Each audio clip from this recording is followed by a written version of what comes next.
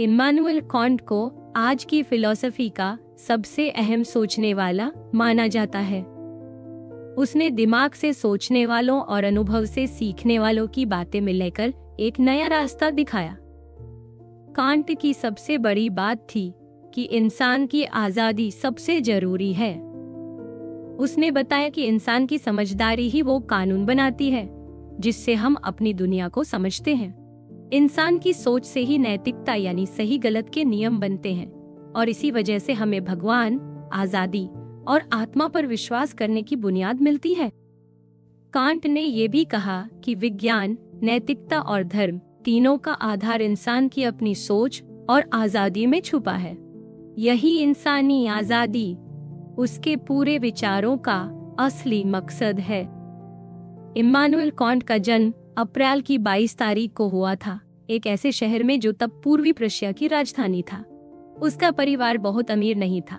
उसके पिता घोड़ों की लगाम बनाने का काम करते थे और माँ भी इसी परिवार से थी, पर माँ पढ़ी लिखी थी। कांट के घर की हालत कभी बहुत खराब नहीं हुई, लेकिन कई बार परिवार को बाहर के रिश्तेदारों से मदद लेनी पड़ी। कांट के माता पिता धार्मिक थे, इसलिए उसे भी बचपन में एक सख्त धार्मिक स्कूल भेजा गया। ये स्कूल हर दिन बाइबल पढ़वाता, प्रार्थना करवाता और बच्चों से बार बार अपने मन की जांच करवाता। कांट को ये सब बिल्कुल पसंद नहीं था, इसलिए वह स्कूल के बाकी विषयों की तरफ ध्यान देने लगा। खासकर लैटिन की किताबों में उसे सुकून मिला। जब कांट बड़ा हुआ तो उसने हमेशा दिमाग से सोचने को सबसे ऊपर रखा और किसी के कहे या किसी चमत्कार से नहीं, अपनी समझ से फैसले करना सीखा। हालांकि कांट को अपने स्कूल का माहौल बिल्कुल पसंद नहीं था, लेकिन अपने माँ बाप की सच्ची धार्मिकता और ईमानदारी को वो हमेशा मानता रहा। उसके घर में मेहनत, ईमानदारी, सफाई और खुद पर निर्भर रहना सबसे बड़ी बातें थीं, और ये उसने अपने माँ बाप से सीखा। कांट ने आगे की पढ़ाई अपने शहर के कॉलेज में की, जहाँ पर उसका मन दर्शन शास्त्र की तरफ खिंच गया। वहाँ दर्शन शास्त्र के अंदर गणित, तर्क, नैतिकता, कानून और विज्ञान जैसी पढ़ाई होती थी।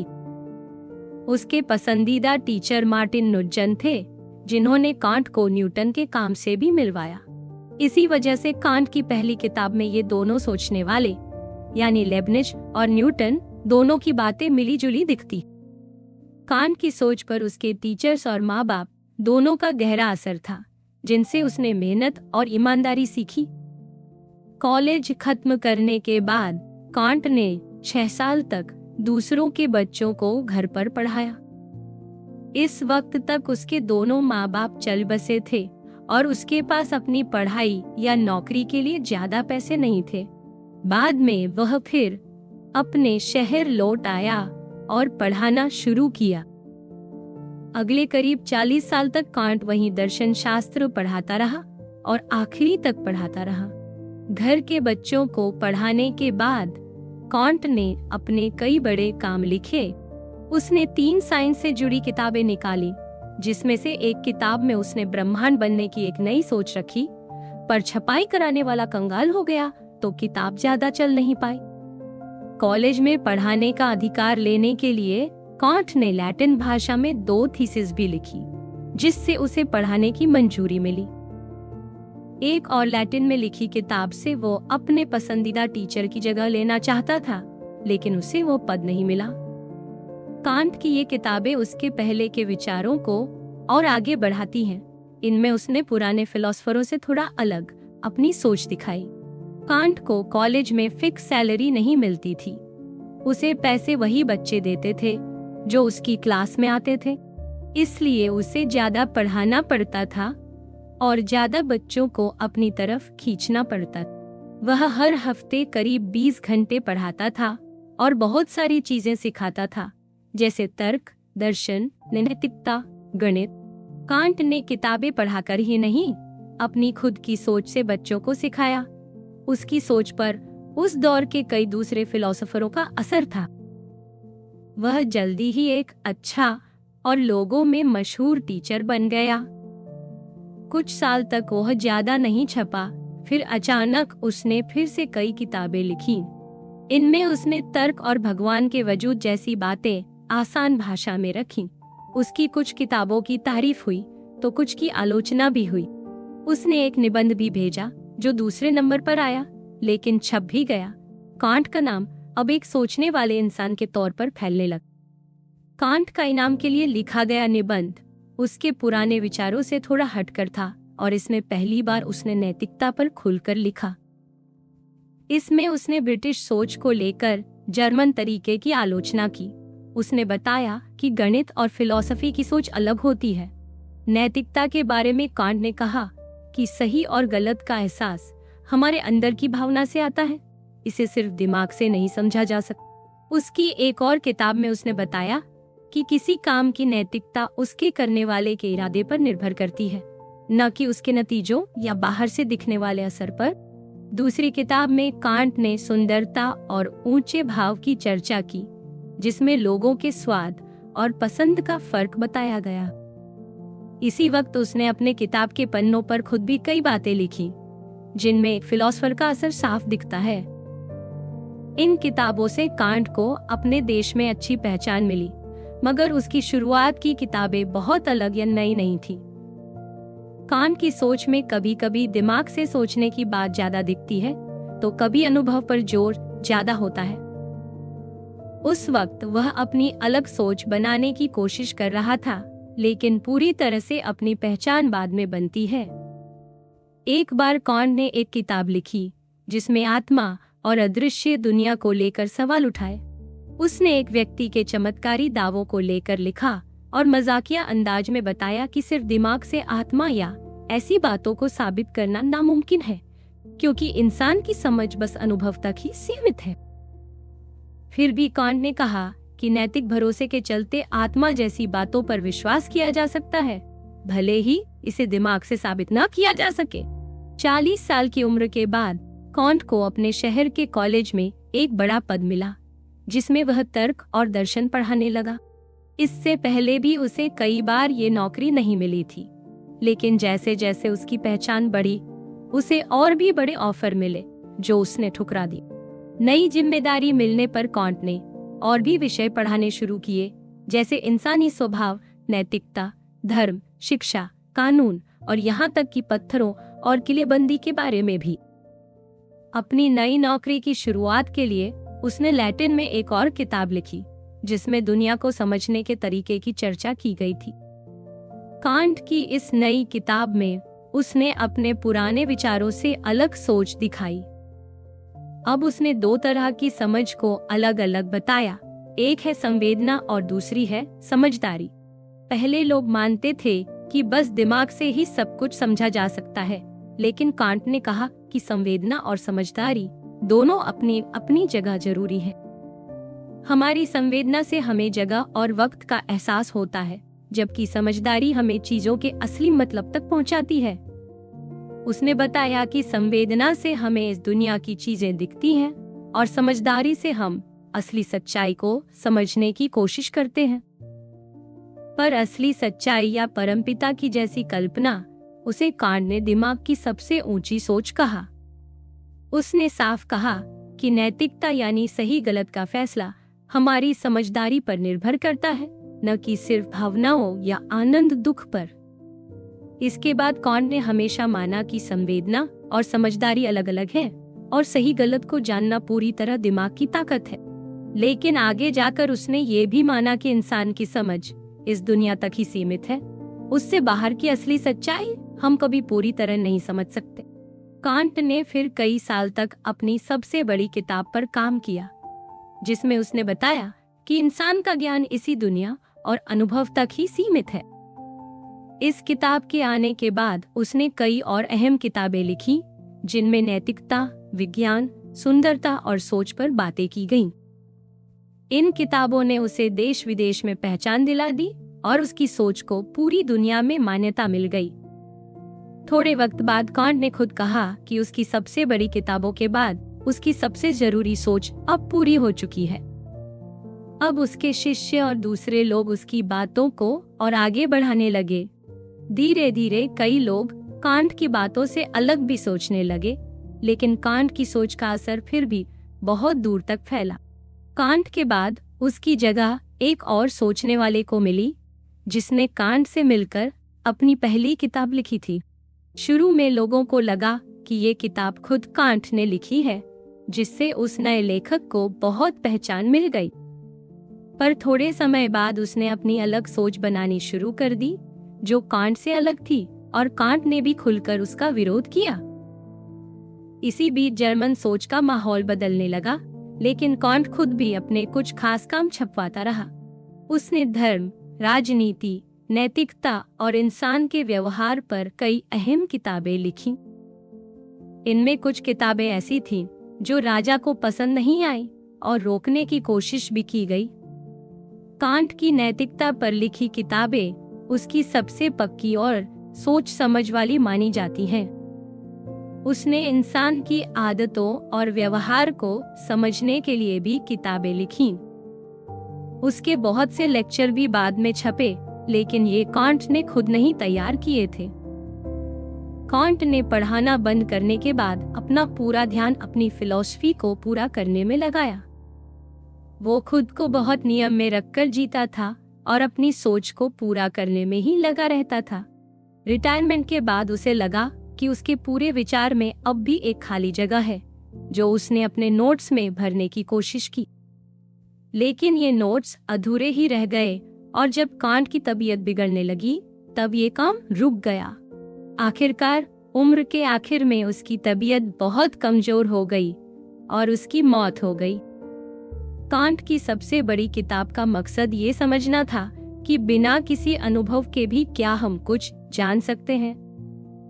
उसने बताया कि दिमाग से आई ऐसी बातें जो हमें बिना किसी अनुभव के भी सही लगती है, उन्हें समझना ही असली फिलॉसफी है। उसकी सोच थी कि असली ज्ञान वही है जहां तर्क और अनुभव दोनों की हदें तय की जा सके। कांट ने यही जांचने की कोशिश की कि इंसान का दिमाग बिना किसी अनुभव के कितना और क्या जान सकता है। इस सोच को समझने के लिए हमें उस दौर का माहौल भी समझना जरूरी है। कांट ने अपनी ये किताब ऐसे वक्त में लिखी जब लोग विज्ञान की कामयाबी देखकर सोचने लगे थे कि इंसान की समझदारी से हर चीज को जाना जा सकता है। अब लोगों को लगता था कि हमें जिंदगी कैसे जीनी है या किस पर भरोसा करना है, ये बात हमें खुद सोचकर समझनी चाहिए। किसी राजा या धार्मिक नेता से पूछने की जरूरत नहीं है। कांट ने भी यही कहा कि अब हर चीज की जांच होनी चाहिए और सच्ची इज्जत उसी को मिलनी चाहिए जो दिमाग की जांच में सही साबित हो। असल में कांट का कहना था कि असली समझ वही है जब इंसान खुद सोचता है, न कि दूसरों के कहे पर चलता है। उसने भरोसा जताया कि अगर लोगों को खुलकर सोचने और अपनी बात कहने की आजादी मिले तो धीरे धीरे पूरा समाज बदल सकता है और सबको ज्यादा आजादी और बेहतर सरकार मिल सकती है। अगर इंसान को खुलकर सोचने की छूट मिल जाए तो समाज में जागरूकता और बदलाव आना लगभग तय है।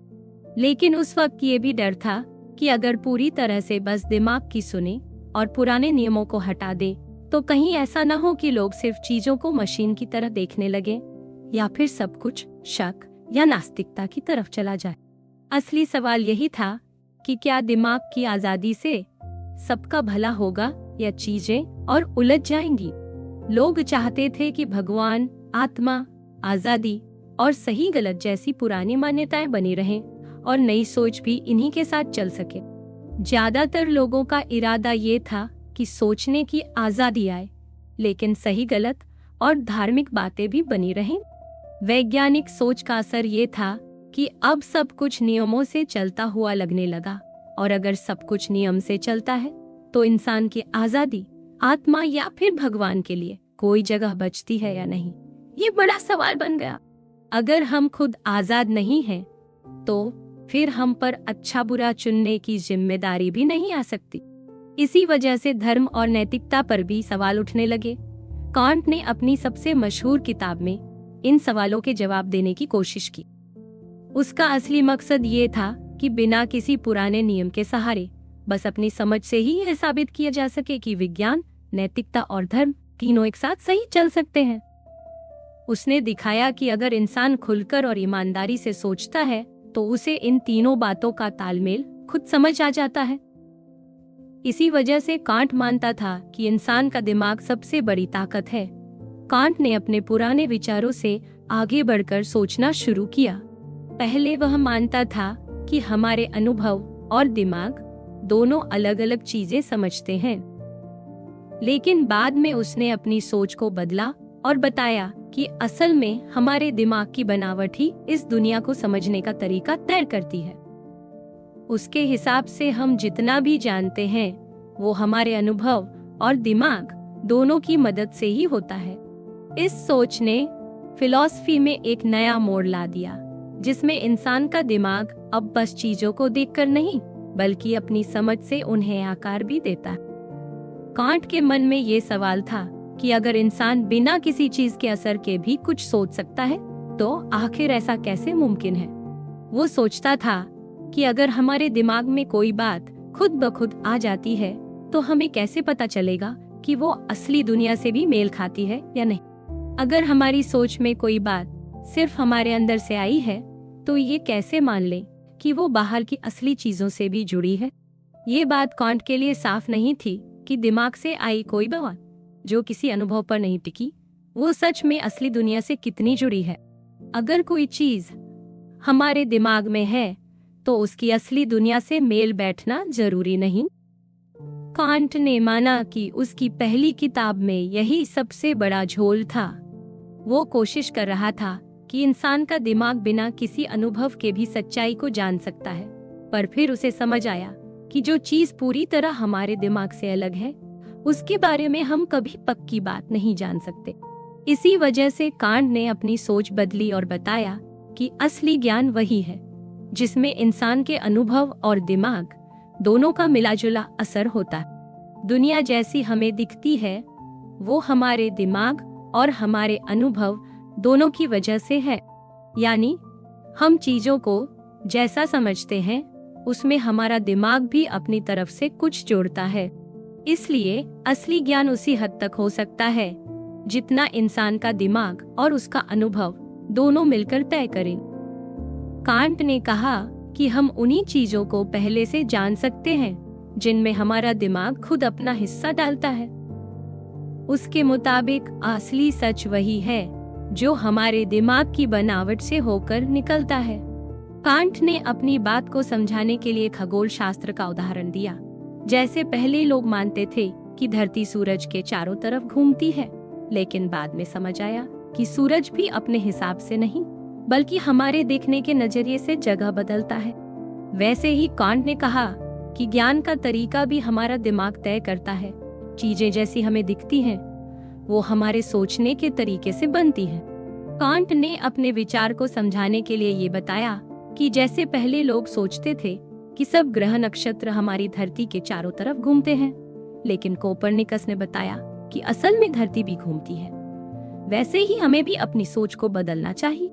पहले हम मानते थे कि हमारा ज्ञान बाहर की चीजों के हिसाब से बनता है, लेकिन कांट ने कहा कि असल में चीजें जैसी हमें दिखती हैं वो हमारे देखने और समझने के तरीके से बनती हैं। यानी हमारी समझ और अनुभव दोनों मिलकर ही हमें दुनिया को महसूस कराते हैं। अगर हम हर बात को बाहर की चीजों के हिसाब से जानने की कोशिश करेंगे तो हमें कभी कोई बात पहले से नहीं पता चल सकती। लेकिन अगर हम मान लें कि बाहर की चीजें भी हमारी समझ के हिसाब से दिखती हैं, तो हमें चीजों को बिना अनुभव के भी थोड़ा बहुत जानने का रास्ता मिल जाता है। यही वजह है कि कांट ने कहा कि हमारी सोच और अनुभव दोनों मिलकर ही असली दुनिया की समझ बनाते हैं। कांट की सोच के हिसाब से हमारी संवेदना से हमें जगह और वक्त की जानकारी मिलती है और हमारी समझ से हमें चीजों को समझने का तरीका मिलता है। दोनों मिलकर हमें एक ऐसी दुनिया दिखाते हैं जो हमारे दिमाग की बनावट से मेल खाती है। ठीक वैसे ही जैसे धरती और तारों की चाल हमें जैसी दिखती है उसमें हमारी अपनी नजर का भी बहुत बड़ा रोल है, वैसे ही हमारी दुनिया भी हमारे दिमाग और अनुभव दोनों से मिलकर बनी है और ये पूरी तरह से बाहर की चीजों पर निर्भर नहीं है। कांट की ये सोच इस वजह से खास है क्योंकि इससे हमें पता चलता है कि विज्ञान के कुछ नियम हमेशा वैसे ही रहेंगे, क्योंकि हमारा दिमाग उन्हीं नियमों से चीजों को समझता है। जैसे हर घटना का कोई न कोई कारण होता है। ये नियम हमारे दिमाग में ही पहले से बैठा हुआ है। इसलिए कांट मानता था कि असली ज्ञान वही है जो हमारे अनुभव और दिमाग दोनों की साझेदारी से बना हो। यही सोच आगे चलकर फिलॉसफी में एक नया रास्ता बनाती है। अगर हम सिर्फ उन्हीं चीजों को पहले से जान सकते हैं जिनमें हमारा दिमाग खुद अपना हिस्सा डालता है, तो हम उन चीजों के बारे में कुछ नहीं जान सकते जो हमारे दिमाग से पूरी तरह अलग है। इसका मतलब ये है कि हमारा ज्ञान असली दुनिया की बजाय बस हमें जैसी चीजें दिखती हैं उसी तक सीमित रहता है।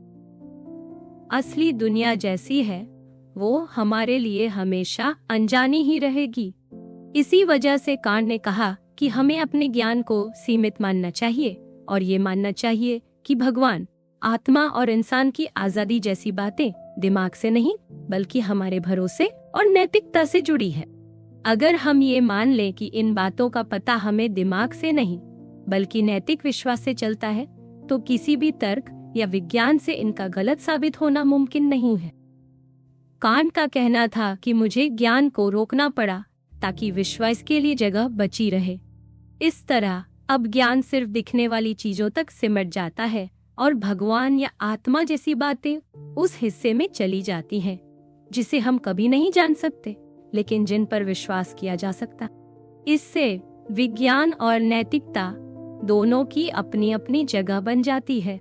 कांट की किताब की सबसे बड़ी और बहस वाली बात यही है कि इंसान कभी भी असली दुनिया को पूरी तरह नहीं जान सकता। वो बस चीजों के रूप यानी दिखाई देने तक ही पहुंच सकता है। स्पेस और टाइम जैसी बातें कांट के हिसाब से बस हमारी सोच का तरीका है। अगर हमारी सोच या महसूस करने का तरीका हटा दिया जाए तो स्पेस और टाइम जैसी कोई चीज अपने आप नहीं रहेगी। हमें बस उतना ही पता है जितना हमें महसूस करने का तरीका सिखाता है। हमारे लिए हर चीज जैसा हम उसे समझते हैं बस वैसी ही है। इसलिए स्पेस और टाइम हमारे लिए जरूरी है पर असली दुनिया के लिए जरूरी नहीं। इस सोच को कांट ने ट्रांसेंडेंटल आइडियलिज्म कहा, जिसका मतलब है कि असली सच हमेशा हमारे लिए छुपा ही रहेगा। हम बस अपने तरीके से दुनिया को देख और समझ सकते हैं। कांट के हिसाब से स्पेस और टाइम खुद में कोई चीज नहीं है। ये तो बस हमारे सोचने और महसूस करने का तरीका है। अगर इंसान की समझ और महसूस करने का तरीका हटा दिया जाए तो स्पेस और टाइम जैसी कोई चीज बाकी नहीं बचेगी। ये दोनों सिर्फ हमारे दिमाग में हैं, असली दुनिया में नहीं। लेकिन हमारे लिए यानी इंसान के लिए स्पेस और टाइम का होना जरूरी है क्योंकि हम दुनिया को इन्हीं के जरिए समझते हैं।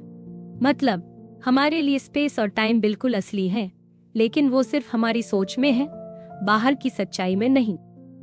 कांट की इस सोच पर बहुत बहस हुई है और लोग इसे अलग अलग ढंग से समझते हैं। इसमें एक सबसे पुराना तरीका ये है कि असली दुनिया दो हिस्सों में बंटी हुई है। एक है वो जो हमें दिखती है और महसूस होती है, और दूसरी है असली चीजें जैसी वे खुद में है।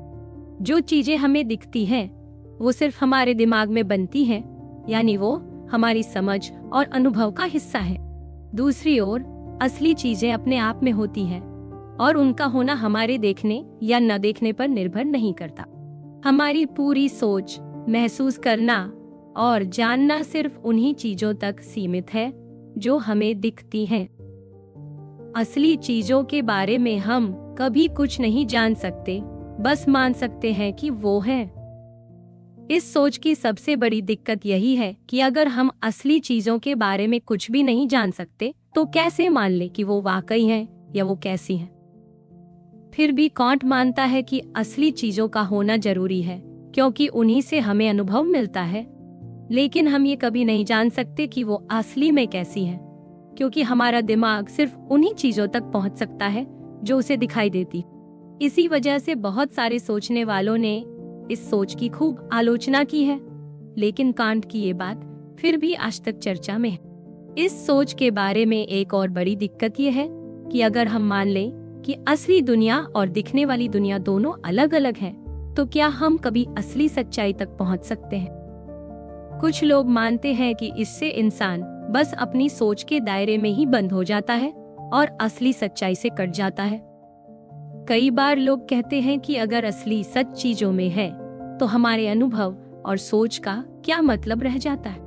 लेकिन कांट मानता था कि हमें जो भी दिखता है या जो भी हम महसूस करते हैं वो भी अपने आप में असली है, बस उसका तरीका अलग। उसके मुताबिक हमारे अनुभव का सच वही है जो हमारे लिए है और उसी को सही मानना चाहिए। सच का मतलब ये नहीं कि वो हर हाल में बाहर की दुनिया जैसा ही हो।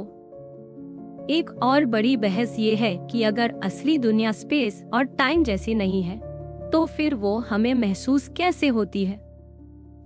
अगर बाहर की चीजें हमारे दिमाग तक पहुंचती ही नहीं तो फिर वो असर कैसे डालती हैं? ये सवाल आज तक लोगों को उलझन में डालता है, क्योंकि कांट ने कभी साफ साफ नहीं बताया कि असली चीजें हमारे दिमाग तक कैसे पहुंचती हैं, जबकि वो स्पेस और टाइम से बाहर है। दूसरा तरीका ये है कि असली दुनिया और दिखने वाली दुनिया को अलग अलग मानने की जगह एक ही दुनिया के दो अलग रूप मान लिए जाए। मतलब जो चीजें हमें दिखती हैं वो और असली चीजें दोनों असल में एक ही हैं, बस उनका अलग अलग पहलू है। एक पहलू हमें दिखाई देता है, दूसरा नहीं। इस सोच के हिसाब से दिखने वाली चीजें कोई दिमाग की बनावटी बात नहीं, बल्कि उसी असली चीज का हिस्सा है जो हमारे सामने आती है। इसमें सच और अनुभव दोनों का अपना अपना अपना महत्व है। कुछ लोग मानते हैं कि चीजों के दो रूप होते हैं, एक वो जो हमें दिखता है और एक वो जो हमें नहीं दिखता। जो चीजें हमारे सामने आती हैं उनमें कुछ गुण ऐसे हैं जो हमारे अनुभव से जुड़े हैं, जैसे स्पेस और टाइम, और कुछ ऐसे जो हमारे सामने कभी नहीं आते। हालांकि इसमें भी दिक्कत ये है कि जो गुण हमें कभी नहीं दिखते उनके बारे में हम कुछ जान भी नहीं सकते। इसके बावजूद इस सोच में कम से कम ये माना गया है कि एक ही दुनिया के दो अलग रूप हो सकते हैं, जिससे कांट की सोच को थोड़ा आसान समझा जा सकता है। इस सोच का एक दूसरा तरीका ये है कि कांट की थ्योरी को सिर्फ दो अलग अलग दुनिया मानने की बजाय इंसान के जानने और समझने के नजरिए से देखा जाए। मतलब एक नजरिया है इंसान का जिसमें हम चीजों को अपनी समझ के हिसाब से देखते हैं, और एक है ऐसा नजरिया जिसमें कोई चीज खुद जैसी है वैसे ही देखी सकती है, लेकिन इंसान के लिए ये मुमकिन नहीं। इंसान सिर्फ अपने ही नजरिए से चीजों को समझ सकता है, असली सच्चाई बस कल्पना में ही सोच सकता है। असली में हम सिर्फ अपना तरीका जानते हैं और उसी की सीमा में बंधे रहते हैं। कुछ लोगों का कहना है कि ये तरीका बाकी सभी दिक्कतों से बचाता है, लेकिन इससे कांट के असली विचार का पूरा मतलब छोटा हो जाता है। कांट की लिखी कई बातों में दिखता है कि वो दिखने वाली चीजों को दिमाग की बनावट का हिस्सा मानता है और असली चीजों को उससे भी अलग। इसलिए सब कुछ एक ही नजरिए से समझना भी थोड़ा अधूरा रह जाता है। अब कांट की किताब का सबसे मुश्किल और गहरी बात आती है, जिसे ट्रांसेंडेंटल डिडक्शन कहते हैं। इसमें कांट ये बताता है कि हमारे दिमाग में कुछ ऐसे बुनियादी ख्याल होते हैं जिन्हें वह कैटेगरी या श्रेणी बोलता है, जैसे कारण और परिणाम, चीजों का टिके रहना और ऐसी दूसरी बातें। ये कैटेगरी हमारे दिमाग में पहले से मौजूद रहती हैं और हर चीज को समझने के लिए जरूरी है। कांट की दलील है कि अगर ये कैटेगरी ना हो तो हम दुनिया का कोई अनुभव कर ही नहीं सकते। असली अनुभव होना इन्हीं बुनियादी कैटेगरी की वजह से मुमकिन है। कांट का कहना है कि इन कैटेगरी की सच्चाई इसी में है कि इनके बिना हम कुछ भी सोच नहीं सकते। यानी हमारे दिमाग में कुछ ऐसे ख्याल पहले से रहते हैं जो हर अनुभव में काम आते हैं और उनके बिना हमारा दिमाग चल ही नहीं सकता। इसलिए कांट ने कहा कि असली समझ और अनुभव दोनों मिलकर ही दुनिया को हमारे सामने लाते हैं। इसके बिना इंसान का खुद को एक जैसा महसूस करना या लगातार रहना मुमकिन ही नहीं है। कांट ने सबसे पहले ये सोच को नकारा कि इंसान को खुद का एहसास इसलिए होता है क्योंकि उसके हर अनुभव में कोई खास बात हमेशा बनी रहती है। कुछ लोगों का मानना था कि इंसान का लगातार एक जैसा महसूस करना उसके अनुभव में मौजूद किसी खास चीज की वजह से होता है। लेकिन कांट ने कहा कि हमारे हर अनुभव में कोई भी बात हमेशा मौजूद नहीं रहती, इसलिए ये तरीका सही नहीं है। उसने कहा कि असली बात यह है कि हम अपने अलग अलग अनुभवों को जोड़कर उनका एक क्रम और एकता बनाते हैं, और इसी से हमें लगता है कि हम हमेशा एक जैसे हैं। यानी खुद को लगातार महसूस करने का कारण किसी खास चीज का बने रहना नहीं, बल्कि हर बार अपने अनुभवों को एक साथ जोड़ पाना है। इस बात को आगे बढ़ाते हुए कांट ने कहा कि ये जोड़ने और एकता बनाने की ताकत हमारे दिमाग में पहले से होती है। यही ताकत हमारे अनुभवों में लगातार एक जैसा पाना मुमकिन बनाती है। हमारे अनुभव में जो भी नियम, एकता और क्रम दिखता है वो बाहर की दुनिया का नहीं, बल्कि हमारे दिमाग की बनावट का नतीजा। मतलब हमारा दिमाग हर बार अलग अलग चीजों को एक साथ जोड़ता है और उसी से हमें अपने आप का एहसास होता है। कांट ने ये भी कहा कि ये ताकत सिर्फ हमारी सोच में पहले से होती है, इसे हम बाहर की दुनिया से नहीं सीखते। अगर हम खुद को एक जैसा महसूस कर सकते हैं तो उसके लिए पहले से दिमाग में चीजों को जोड़ने की योग्यता होना जरूरी है। असल में ये योग्यता ही इंसान के अनुभव और खुद की पहचान की असली जड़ है। यही कांट की सोच को दूसरों से अलग बनाती है, जिसमें वो बाहर की दुनिया से ज्यादा इंसान के अपने दिमाग को असली वजह मानता है। कांट को पूरा भरोसा था कि सिर्फ अनुभव से इंसान अपने आप को लगातार एक जैसा नहीं समझ सकता। उसने कहा कि हर सोच या अनुभव में जरूरी है कि इंसान के दिमाग में मैं का भाव जुड़ा हो, वरना वो अनुभव इंसान का कहलाएगा ही नहीं। हर अनुभव के साथ अगर मैं सोच रहा हूँ न जुड़ सके तो वो अनुभव इंसान के लिए कोई मायने नहीं रखता। इसी वजह से कांट मानता था कि अपने आप को पहचानने का एहसास दिमाग की एक ऐसी योग्यता है जो हर अनुभव में पहले से मौजूद रहती है और इसका अनुभव पर टिकना जरूरी नहीं। कांट का कहना था कि इंसान अपने हर अनुभव को अपने आप से जोड़ पाता है, इसलिए वो खुद को हमेशा एक जैसा महसूस करता है। इस बात का पता इंसान को बिना अनुभव के यानी पहले से ही होता है। ये एक ऐसी योग्यता है जो हर इंसान के दिमाग में होती है और इसी वजह से वो अलग अलग अनुभवों को जोड़कर खुद को एक जैसा पाता। ये सब बातें कांट ने और भी सोचने वालों से अलग सोचकर बताई थी। अब कांट ने आगे समझाया कि इंसान को अपने आप का एहसास होने के लिए उसे ये भी जरूरी है कि वो अपनी सोच और अपने अनुभवों को खुद से अलग माने। यानी मैं और मेरी सोच दोनों अलग अलग हैं। इंसान को इस बात का एहसास तभी हो सकता है जब वो ये माने कि उसके ख्याल या अनुभव बस उसके अपने नहीं है, बल्कि उनसे अलग भी एक दुनिया है। उदाहरण के लिए, अगर कोई बड़ा सा घर है और हम उसका हर कोना धीरे धीरे देखते हैं तो हमारा दिमाग घर के हर हिस्से को एक साथ जोड़कर उसे एक पूरा घर मान लेता है। लेकिन अगर उसी घर को देखकर हमें बचपन की यादें आती हैं, तो ये एहसास सबको नहीं होगा, सिर्फ हमें होगा। मतलब घर के हिस्सों को जोड़ना एक ऐसी बात है जो हर इंसान के लिए सच है, लेकिन बचपन की यादें सिर्फ हमारी अपनी है। इसी तरह इंसान अपने अनुभवों में ये फर्क करता है कि कौन सी बातें हर किसी के लिए सच हैं और कौन सी सिर्फ उसके अपने लिए। कांट ने कहा कि अपने आप को पहचानना और सच झूठ में फर्क कर पाना तभी मुमकिन है जब हमारे दिमाग में पहले से कुछ नियम और जोड़ने की ताकत हो।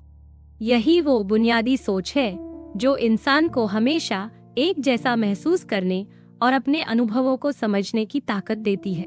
कांट ने यहाँ बताया कि जब हम कोई फैसला या निर्णय लेते हैं तो असल में हम अपने अनुभवों को इस तरह जोड़ते हैं कि वो सब मिलकर एक ही सोच या समझ में आ जाए। जब हम किसी चीज के बारे में कोई फैसला करते हैं तो हम अपने अनुभवों को जोड़कर उसमें एकता लाते हैं और उसे असली सच मानते हैं। जैसे अगर हम कहते हैं घर 4 कोनों वाला है, तो ये फैसला सभी के लिए एक जैसा है, ये कोई निजी एहसास नहीं। लेकिन अगर हम कहें ये घर देखकर मुझे बचपन की याद आती है, तो ये बस हमारा खुद का अनुभव है। कांट के मुताबिक फैसले लेना यानी अपने अनुभवों को जोड़कर एक सच्ची और सबके लिए बराबर वाली बात बनाना। इसी वजह से इंसान को अपने आप का एहसास होता है और वो खुद को दुनिया से अलग समझ पाता है। ये सब दिमाग की बनावट में पहले से मौजूद होता है।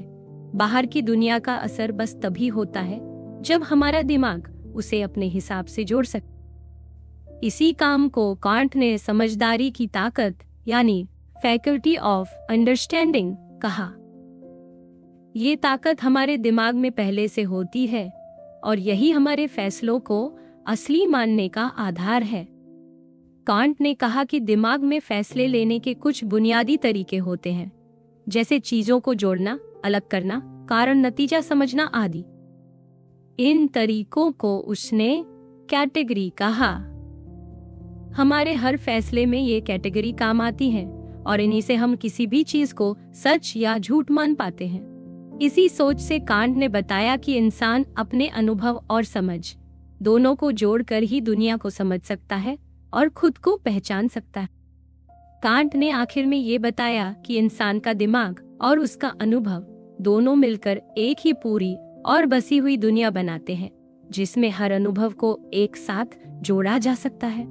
अगर हमारी सोच और समझ ऐसी न हो कि हर चीज को एक ही दुनिया से जोड़ पाए, तो इंसान खुद को पहचान ही नहीं सकता। मान लो अगर हमारे अलग अलग अनुभव हैं, पर उन्हें किसी एक ही जगह या समय से जोड़ ही नहीं सकते, तो फिर वो हमारे अपने अनुभव माने ही नहीं जाएंगे। उसी तरह अगर कोई इंसान अपने अनुभव को कई अलग अलग दुनिया से जोड़ने लगे, तो भी उसे खुद का लगातार एहसास नहीं होगा। कांट ने समझाया कि इंसान की महसूस करने की ताकत यानी संवेदना से तो बस जगह और वक्त जैसी चीजें आती हैं, लेकिन इन सबको एक साथ पूरे तरीके से जोड़ना, ये काम दिमाग की समझदारी करती। इसी वजह से इंसान का दिमाग अपने अनुभवों को एक ही जगह और वक्त में जोड़ता है, जिससे एक पूरी और बंधी हुई दुनिया बनती है। कांट ने कहा कि जब हम सारी चीजों को एक साथ जोड़ कर देखते हैं, तो इसी से नैतिकता, नियम और प्राकृतिक कानून बनते हैं। असल में हमारे दिमाग में पहले से कुछ ऐसे तरीके होते हैं जिनकी वजह से हमें दुनिया में नियम और एकरूपता दिखती है। ये सब हमारे दिमाग की वजह से ही होता है, वरना बाहर की दुनिया अपने आप में बेतरतीब ही रहती। कांट का कहना है कि असल में हमारे दिमाग की समझदारी ही कुदरत को नियमों से बांधती है। अगर इंसान का दिमाग ही ना हो, तो नियमों वाली ये दुनिया या नेचर जैसी कोई चीज नहीं बचती। यही सोच कांट को खास बनाती है, जिसमें इंसान का दिमाग पूरी दुनिया को एक शक्ल और नियम देता है। कांट के मुताबिक उसकी सोच का सबसे खास और गहरा हिस्सा इंसान की आजादी है। उसने समझाया कि हमारा दिमाग खुद अपने नियम बनाता है और उन्हीं के हिसाब से पूरी दुनिया को समझता है। ये आजादी का मतलब है कि हम अपनी समझ से ही दुनिया को नियमों और कायदों में बांधते हैं। हमारे अनुभव में जो भी नियम और एकरूपता दिखती है, वो असल में हमारे दिमाग की बनावट से आती है, बाहर से नहीं। यही कांट की सोच का सबसे ऊंचा सिद्धांत है कि इंसान अपने आप को पहचानता है और अपने अनुभवों को जोड़कर ही पूरी दुनिया को समझ पाता है। कांट ने अपनी नैतिकता यानी मोरल फिलॉसफी में भी आजादी को ही सबसे जरूरी बताया। उसने कहा कि नैतिकता के सारे नियम एक ही बुनियादी उसूल से निकलते हैं, जिसे उसने कैटेगोरिकल इम्पेरेटिव नाम दिया। ये नियम इंसान की समझ से ही बनता है। जैसे कुदरत के नियम दिमाग की बनावट से आते हैं, वैसे ही नैतिकता के नियम इंसान के सोचने समझने से निकलते हैं। दोनों में फर्क ये है कि कुदरत के नियम सिर्फ इंसान की बनावट पर टिके होते हैं, जबकि नैतिकता के नियम सिर्फ सोचने की ताकत यानी रीजन पर टिके होते हैं। यानी नैतिकता के नियम दुनिया के किसी खास इंसान या उसकी आदत पर नहीं, बल्कि सोचने की ताकत पर टिके हैं जो हर इंसान में होती है। इस तरह कांट ने बताया कि उसकी सोच के दोनों हिस्से यानी समझ और नैतिकता दोनों में इंसान खुद ही अपने लिए नियम बनाता है, लेकिन अलग अलग तरीकों से। समझ में हम अपने अनुभव को नियमों के हिसाब से जोड़ते हैं और नैतिकता में हम अच्छे बुरे के नियम खुद अपने लिए तय करते हैं। कांट का पूरा दर्शन इसी सोच पर टिका है कि इंसान खुद अपना मालिक है और उसके दिमाग की बनावट से ही दुनिया और उसके कायदे बनते हैं। कांट ने समझाया कि इंसान के असली आजादी और नैतिकता को समझने के लिए ये जानना जरूरी है कि पहले के सोचने वालों ने आत्मा, पूरी दुनिया और भगवान जैसे सवालों के जवाब देने की कोशिश की। पुराने फिलोसोफर मानते थे कि इंसान इन सब बातों का सच पहले से जान सकता है, पर कांट ने कहा कि ये हमारी सोच का भ्रम है। इंसान का दिमाग खुद ही ऐसी कल्पनाएं बना लेता है कि आत्मा है, पूरी दुनिया है, भगवान है, और हमें लगता है कि हम इनके बारे में पक्के तौर पर कुछ कह सकते हैं, जबकि असल में हम इनमें से किसी का भी सच नहीं जान सकते। ये बातें बस हमारी सोच के लिए काम आती हैं, लेकिन इन्हें हम साबित नहीं कर सकते। इसलिए कांट ने कहा कि असली मायने में नैतिकता की बात करने के लिए हमें इन्हीं कल्पनाओं को एक नैतिक सोच के तौर पर देखना चाहिए, न कि एक सच्चाई के तौर पर। अब सबसे अहम बात, आजादी। कांट के हिसाब से नैतिकता और जिम्मेदारी का मतलब ही तब बनता है जब इंसान सच में आजाद हो, यानी वो अच्छा या बुरा करने का फैसला खुद कर सके। अगर किसी इंसान से चोरी हो गई तो ये कहना कि वो मजबूर था या उसका मन खुद ब खुद चला गया सही नहीं है। असली नैतिकता तभी है जब इंसान के पास चुनाव की ताकत हो, वो चाहे तो चोरी करे या ना करे, दोनों उसके बस में हो। अगर इंसान के पास ये आजादी नहीं तो उसे सही गलत ठहराना ही गलत हो जाता है।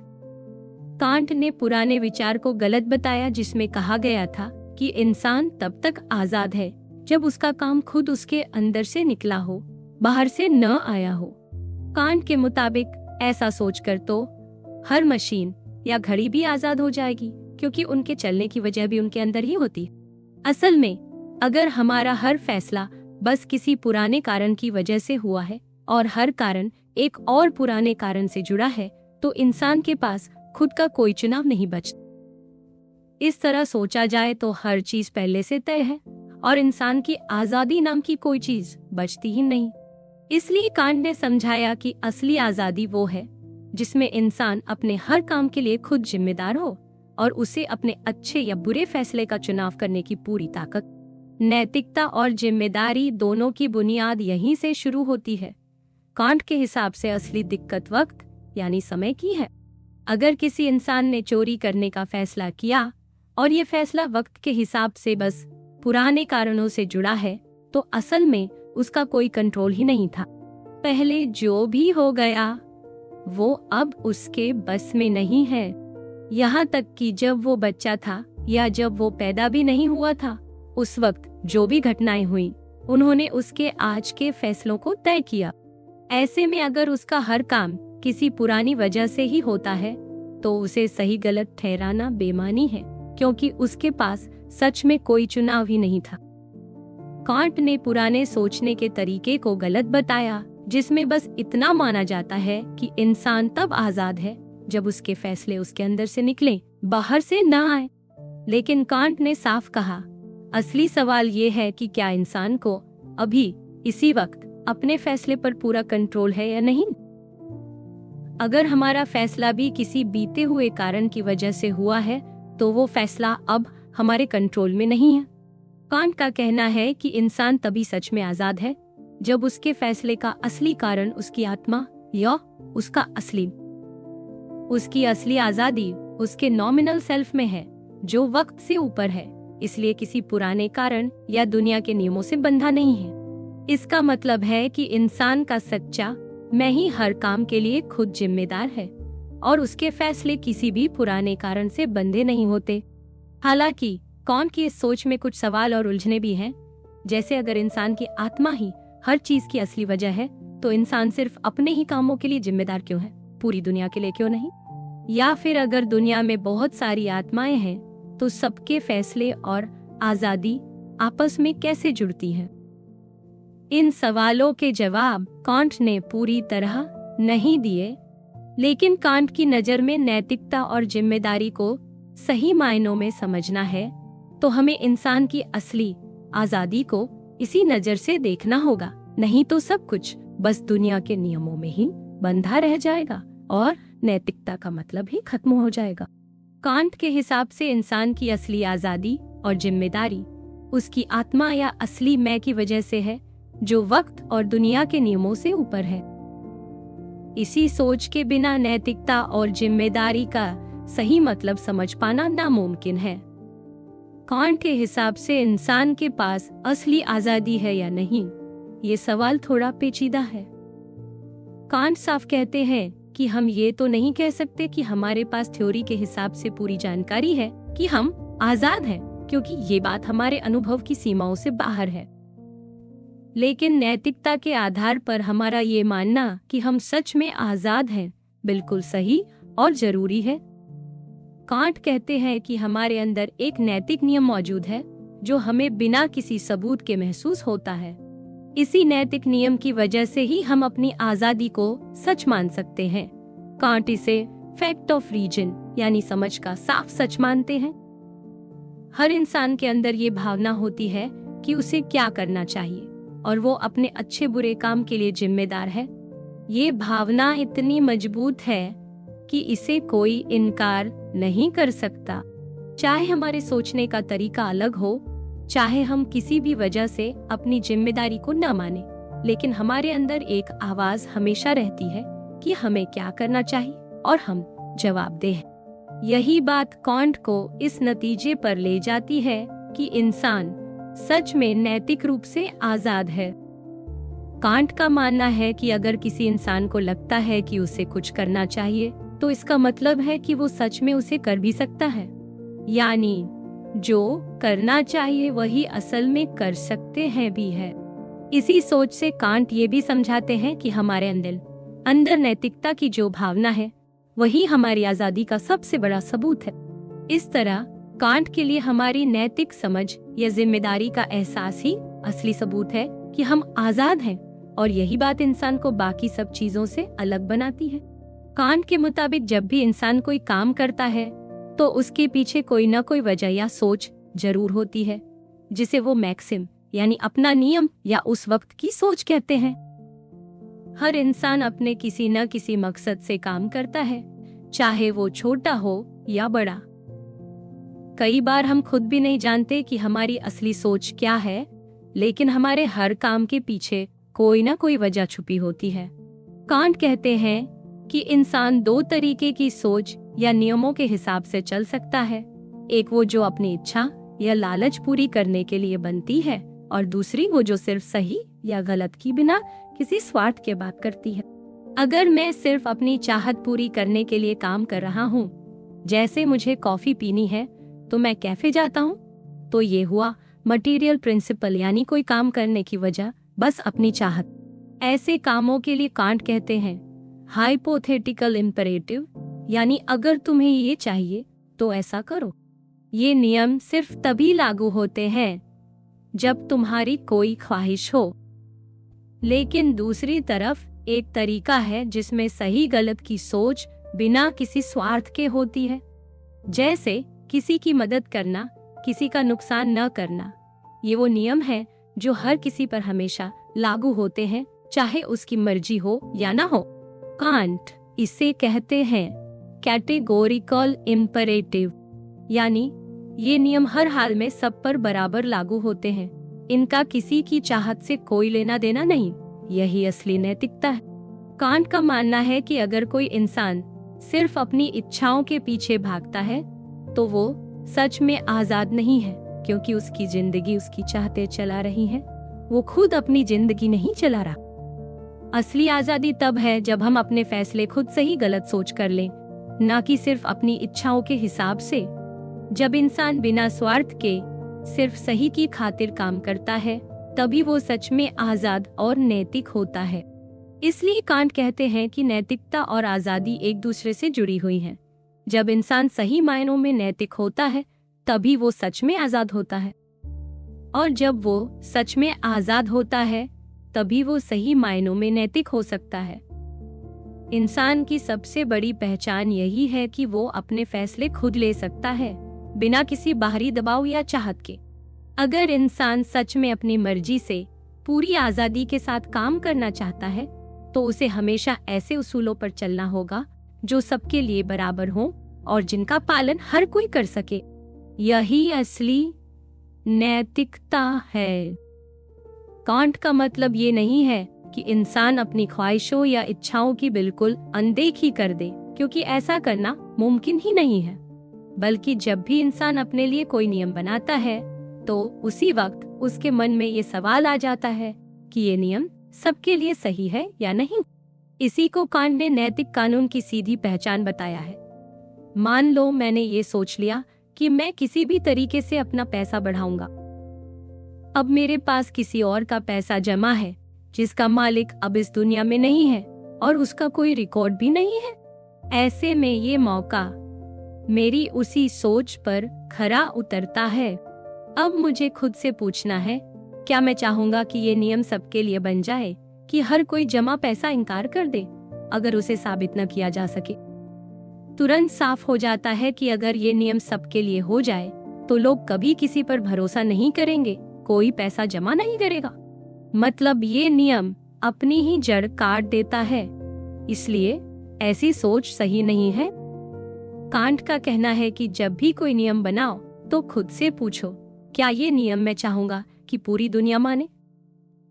अगर ये नियम सबके लिए नहीं चल सकता तो नैतिक तौर पर उस पर चलना गलत है।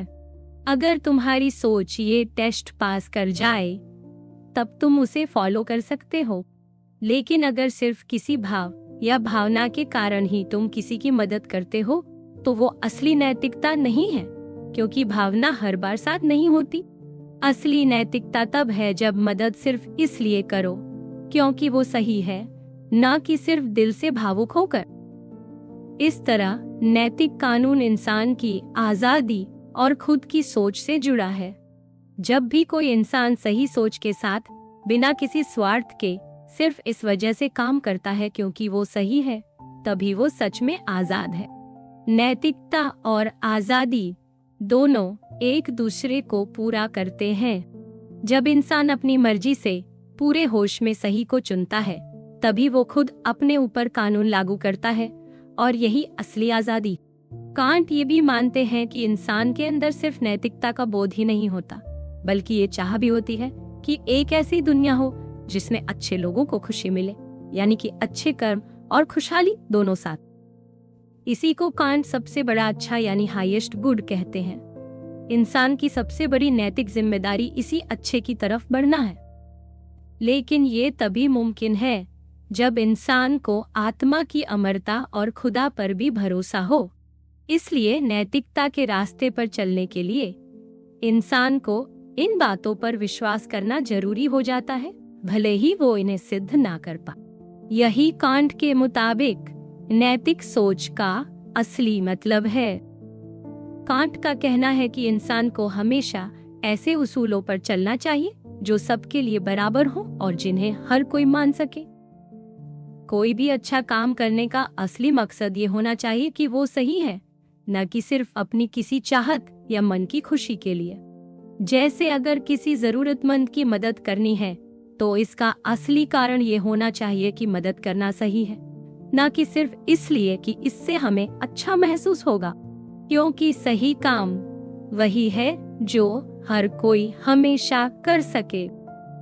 कांट ये भी मानते हैं कि इंसान चाहे जो भी काम करता है उसका कोई न कोई मकसद जरूर होता है, और इंसान अपने कामों के नतीजों के बारे में भी सोचता है। ये नैतिकता की कोई शर्त नहीं है, बल्कि इंसान के सोचने का नेचर है। इंसान अपने छोटे छोटे कामों के नतीजों के बारे में सोचता है, लेकिन उसका मन हमेशा आखिर में मिलने वाली सबसे बड़ी खुशी की तरफ भी जाता है, जिसे कांट ने संपूर्ण सुख कहा। पर असली बात यह है कि इंसान को असली खुशी कब और कैसे मिलेगी ये कोई नहीं जान सकता। साथ ही इंसान एक ऐसी दुनिया की कल्पना भी करता है जहां हर कोई मिलकर सिर्फ सही काम करे, जिसे कांट ने मोरल वर्ल्ड या अच्छे लोगों की दुनिया कहा।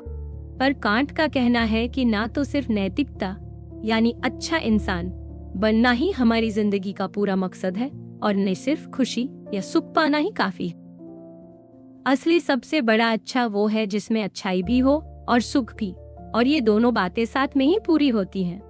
कांट के शब्दों में कहे तो अच्छा इंसान होना और सही सुख पाना दोनों मिलकर ही किसी इंसान की जिंदगी को सच में अच्छा बना सकते हैं। अगर पूरी दुनिया में हर किसी को उसकी अच्छाई के हिसाब से खुशी मिले, तभी वो असली सबसे बड़ा अच्छा होगा। कांट कहते हैं कि हमें अपनी पूरी ताकत के साथ इस सबसे बड़े अच्छे की ओर बढ़ना चाहिए। लेकिन ये कोई अलग से नया नियम नहीं है, बल्कि हमारे सारे अच्छे काम मिलकर इसी दिशा में जाते हैं। हर छोटी छोटी नेकी भी मिलकर इस सबसे बड़े अच्छे को पूरा करती है। किसी एक इंसान से ये काम पूरा नहीं हो सकता, बल्कि पूरी इंसानियत को मिलकर ये कोशिश करनी होगी कि सभी लोग सही काम करें और हर किसी को उसका हक मिले। इसलिए कांट का कहना है कि इंसान की जिंदगी का असली मकसद सिर्फ अच्छा इंसान बनना ही नहीं, बल्कि एक ऐसी दुनिया बनाना है जिसमें वो अच्छाई और सच्ची खुशी दोनों सबको मिले। और ये तभी मुमकिन है जब हम सभी अपने कर्तव्यों को पूरी ईमानदारी से निभाएं। कांट का कहना है कि हमें सबसे बड़े अच्छे को एक ऐसी चीज मानना चाहिए जो सच में हो सकती है, तभी हम अपना फर्ज पूरी तरह निभा सकते हैं। अगर हम मान ही लें कि ऐसा होना नामुमकिन है, तो हम सच्चे दिल से उसकी कोशिश भी नहीं करेंगे। इसलिए अगर हमें सच में उस सबसे बड़े अच्छे के लिए मेहनत करनी है, तो हमें ये यकीन करना ही पड़ेगा कि ये मुमकिन है, नहीं तो हमारी सारी कोशिशें बेकार हो जाएंगी। कांट के मुताबिक हम तब तक उस सबसे बड़े अच्छे की ओर सही तरीके से बढ़ ही नहीं सकते जब तक हमें आत्मा की अमरता और ईश्वर के होने पर भरोसा न हो। इसकी वजह यह है कि अगर हमें सच में एक ऐसी दुनिया बनानी है जिसमें पूरी नैतिकता और असली खुशी दोनों एक साथ मिले, तो ये मानना जरूरी है कि आत्मा कभी खत्म नहीं होती, यानी वो हमेशा रहती। क्योंकि इंसान अपने पूरे जीवन में पूरी तरह नैतिक बन ही नहीं सकता, लेकिन उसमें लगातार सुधार करने की कोशिश कर सकता है, और ये कोशिश कभी खत्म नहीं होती। यही बात आत्मा की अमरता में भरोसे से जुड़ती है। इसी तरह कांट का मानना है कि सबसे बड़ा अच्छा तभी सच में मुमकिन हो सकता है जब नैतिकता और खुशी दोनों जुड़ी हों, यानी अच्छे इंसानों को ही असली खुशी मिले। लेकिन ये हमारे बस की बात नहीं है कि हम हमेशा इसकी गारंटी दे सके कि अच्छे इंसान को ही खुशी मिलेगी। इसलिए ये भी मानना जरूरी है कि कोई ऐसी ताकत जरूर है जो नैतिकता और खुशी को आपस में जोड़ती है। कांट इसे ईश्वर मानते हैं, मतलब इंसान का फर्ज है कि वो सबसे बड़े अच्छे की कोशिश करे, और इसके लिए जरूरी है कि वो आत्मा की अमरता और भगवान में विश्वास रखे। ये बातें इंसान के लिए उसके अच्छे बनने के सफर में हौसला देती हैं और उसे उम्मीद दिलाती हैं कि सही मायने में अच्छाई और सच्ची खुशी दोनों मिल सकती हैं। कांट का पूरा नजरिया यही कहता है कि इंसान को अपने अच्छे कर्म और फर्ज निभाने के साथ साथ ऐसी दुनिया की कल्पना करनी है जहां अच्छाई और खुशी दोनों साथ साथ हो। इसी सोच के साथ इंसान को अपना जीवन जीना चाहिए। कांट का कहना है कि ऊपर बताए गए दोनों तर्क इंसान की सोच से जुड़े हैं, यानी ये नहीं बताते कि असल में दुनिया कैसी होनी चाहिए, बल्कि ये बताते हैं कि इंसान को किस तरह से सबसे बड़े अच्छे की कल्पना करनी चाहिए ताकि वो उसे मुमकिन मान सके और अपनी ड्यूटी निभा सके। लेकिन कांट ये भी मानते हैं कि इन दोनों बातों की एक सच्ची वजह भी है। पहली बात ये कि हम ये साबित नहीं कर सकते कि आत्मा की अमरता या भगवान का होना नामुमकिन है। दूसरी बात ये कि इन तर्कों की जड़ इंसान की सोच या भावना में नहीं, बल्कि उस नैतिक नियम में है जो हर समझदार इंसान के लिए बराबर है। इसलिए ये हमारा कोई अलग से फर्ज नहीं कि भगवान या आत्मा की अमरता पर यकीन करें, लेकिन अगर हमें सबसे बड़े अच्छे की सच्ची कोशिश करनी है तो ये मानना जरूरी है, क्योंकि हमारी इंसानी समझदारी की यही सीमा।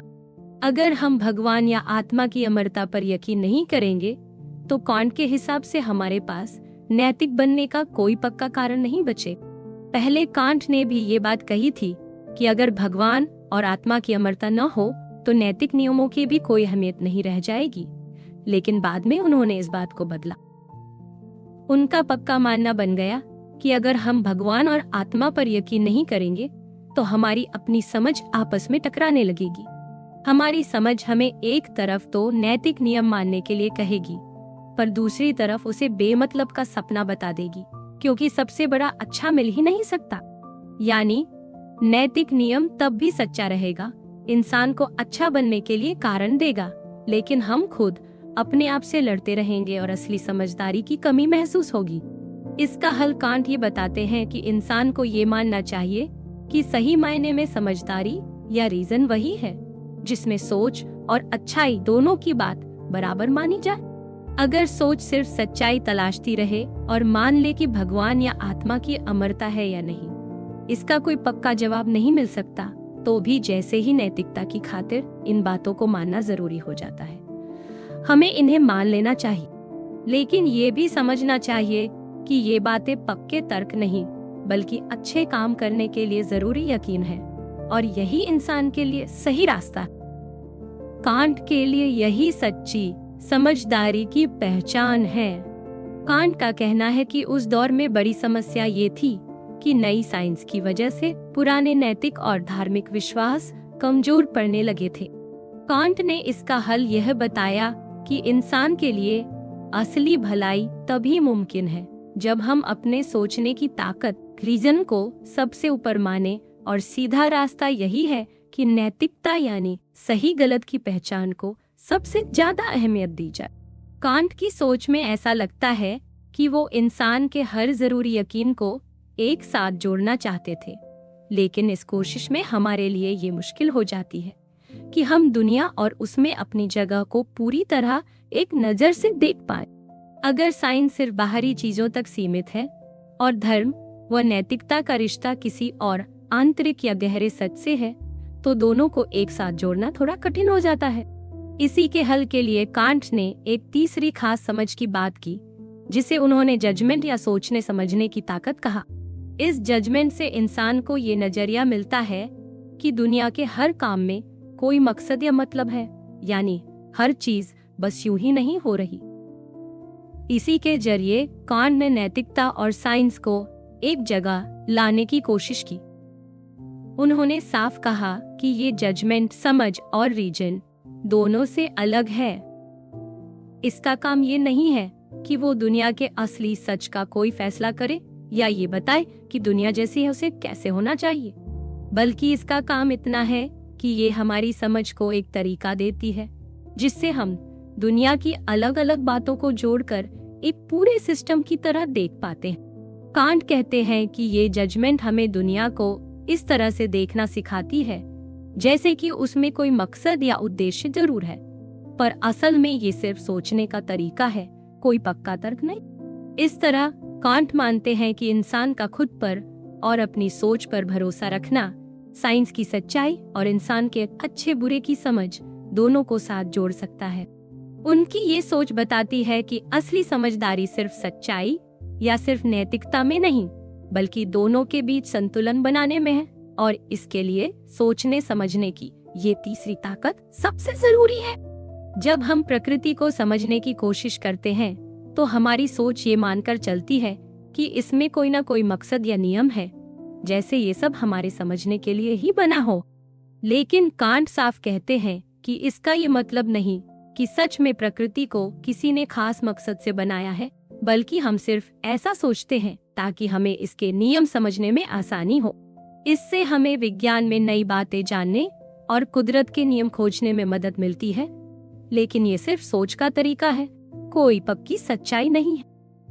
कांट का मानना है कि जब हम किसी चीज को सुंदर या भव्य मानते हैं तो उसमें भी एक तरह की मकसदियत या उद्देश्य दिखता है।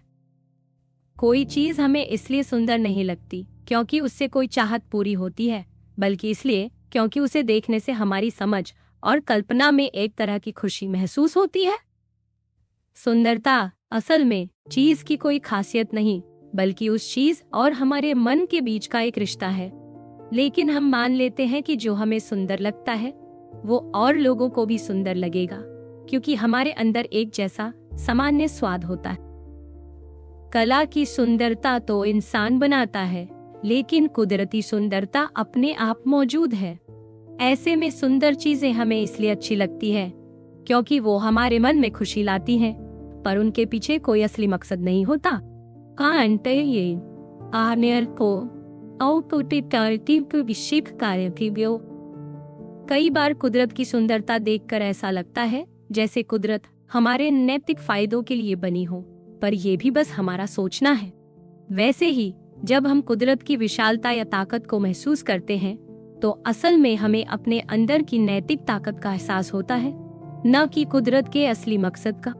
कांट यह भी कहते हैं कि जब हम जीवों को समझने की कोशिश करते हैं तो हमें लगता है कि उनके शरीर में हर अंग का कोई खास मकसद है, लेकिन ये भी बस हमारे सोचने का तरीका। हकीकत में हम जीवों की पूरी रचना को सिर्फ मशीन की तरह नहीं समझ सकते, क्योंकि उनके हर हिस्से एक दूसरे के कारण और नतीजे दोनों होते हैं। इसलिए हमें ऐसा लगता है कि जैसे उनमें मकसद छुपा हो, लेकिन कांट कहते हैं कि असल में ये सिर्फ हमारी सोच की सीमा है, कुदरत की असली सच्चाई नहीं।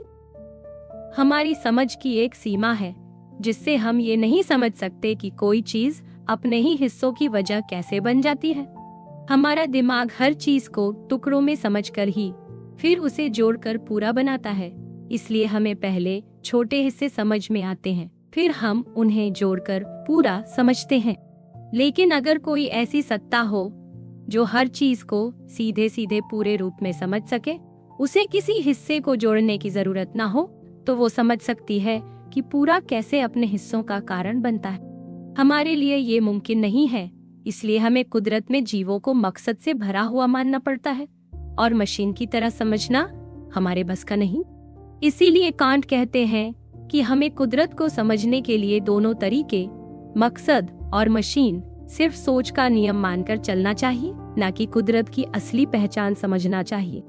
आखिर में कांट ये भी कहते हैं कि जब हम पूरी कुदरत के मकसद के बारे में सोचते हैं तो आखिरकार ये सोच हमें नैतिकता की तरफ ले जाती है।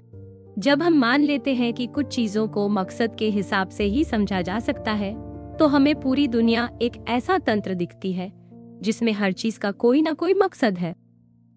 लेकिन ये मानना भी हमारे सोचने का तरीका है, असलियत नहीं। कांट का मानना है कि अगर भगवान ने दुनिया बनाई है तो उसका असली मकसद इंसानों का नैतिक बनना है, क्योंकि सिर्फ इंसान ही सोचकर अपने लिए मकसद तय कर सकते हैं और बाकी कुदरत का इस्तेमाल कर सकते हैं। इंसान की खुशी ही सबसे बड़ा मकसद नहीं है। असली कीमत तो हमारी उस आजादी की है जिसमें हम सही काम करते हैं। असली मानवता अपने अच्छे कामों और जिम्मेदारी में है। कांट का मानना है कि जब हम कुदरत को इस नजरिए से देखते हैं तो हमें नैतिकता और प्रकृति के बीच एकता मिलती है और इंसानी आजादी सबसे बड़ी अहमियत ले लेती।